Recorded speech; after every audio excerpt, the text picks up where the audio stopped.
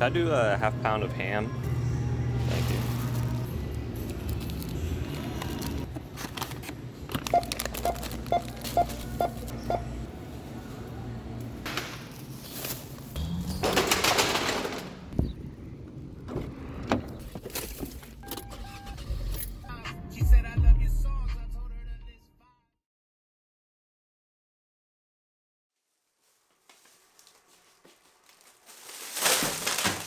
Today I'm embroidering all this food. Stay tuned.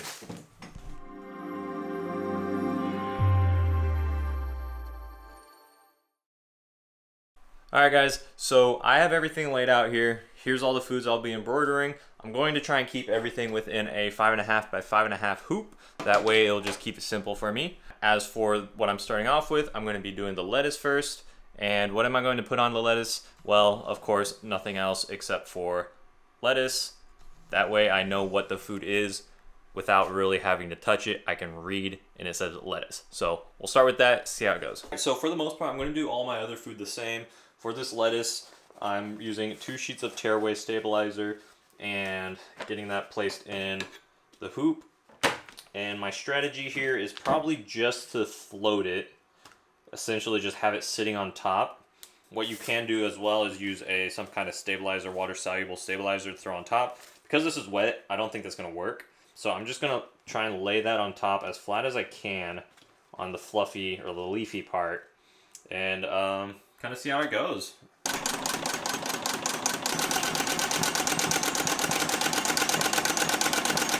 Alright, so first one done is the lettuce. As you can see, it pierced through almost everywhere that the needle went through. That's because lettuce, if you are unaware, is very thin. As a result, I would probably give the lettuce a 1 or 2 out of 10. It is still kind of held on there, but I know for sure if I tear away this stabilizer on the back, it will fall off. You can see it already pushed through the E's, and the T's are already cut through as well. So again, 2 out of 10. Moving on to the spinach. Alright, next one we have the spinach. I'm going to use the water soluble. It's already dissolving in some places because it is wet, of course, but I think it's going to hold it down a little bit better than the lettuce, and we'll see if it works, of course. So I'll bring you guys to the machine.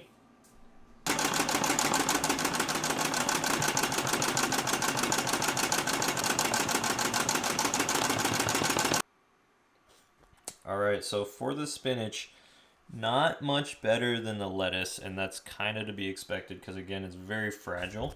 I'm going to try and remove the water-soluble stabilizer, see how the other letters did, but for the most part, it did kind of tear through the both E's and then the R as well. So give me a second. It's a lot better than I thought. It did rip here on the E's, but the R, the G, and the N, well, I guess they did cut through as well. So again, probably a 2 out of 10. Kind of same with the lettuce. We'll add that one to the pile, and then we'll move on to our next, which I'm thinking for next we do some ham. Okay, for this, the ham's kind of wet still, so as you do, you want to make sure you dry your ham before you embroider it. Everybody knows that. I'm probably going to float this one again, just because I don't want to switch to a larger hoop, and I don't want to cut the piece of ham down. Actually, I don't want to waste it. Let me cut it in half. Alright, so I'm thinking piece of ham dead center like that. And we'll get it in a hoop.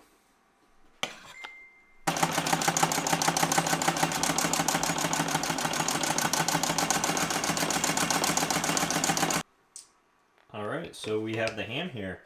And honestly, it doesn't look too bad other than the pieces of little ham meat that didn't get fully embroidered or tucked underneath.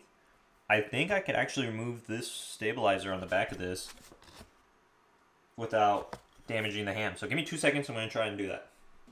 Oh, this? Yes. Yes, this is a successfully embroidered piece of ham. Stabilizer removed. Very, very delicate. It wants to rip here by the letter M. But otherwise, I'm adding that to the pile. I'm probably going to give that a 4. That came out pretty well. I'm pretty happy with that. Either way, we're on to the next. I think I'm going to go with the pepperoni. I mean, it's just a pepperoni. Let's see how it goes.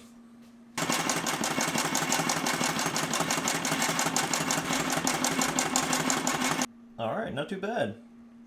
Not too bad. I have one embroidered smiling pepperoni. I'm gonna see if I can save this as well. Get the stabilizer off. I've got to say that's a little bit better than the ham. I'm pretty happy with that. I am pretty happy with that, and the stabilizer came out super clean. This is going up there. This is like a 6 or a 7 out of 10 at least. But I'll add that to the pile. We'll see the next. I got the mini tacos. I got the street tacos. All right, let's get that set up. Almost as if it was made for it. It fits perfectly. I am using water soluble on top to kind of keep it down. And I'll see you guys at the machine.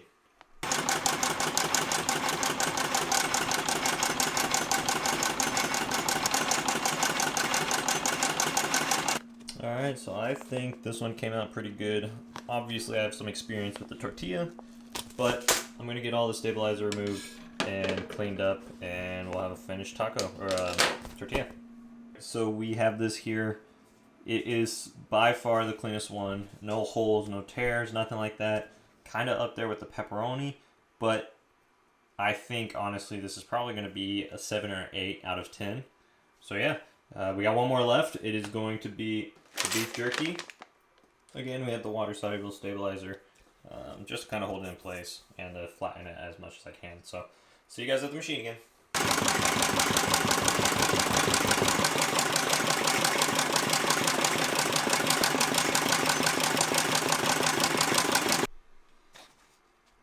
Alright, last one. It did get chewed up a little bit on the beef jerky. I'm going to clean it up like usual, and then we'll see the final result. Alright, here is the final one.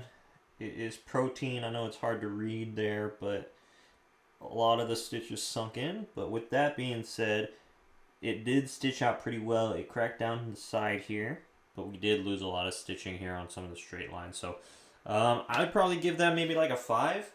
Overall, this project, really no purpose to it other than trying to embroider on some food. Alright guys, that's the last bit of my video. Again, embroidering on food, of which we did lettuce, spinach, ham, pepperoni, beef jerky, and a miniature tortilla, of which I think I gotta say the pepperoni is my favorite with his smiley face. And alternatively, I think I did a great job this time on doing the tortilla as a round 2.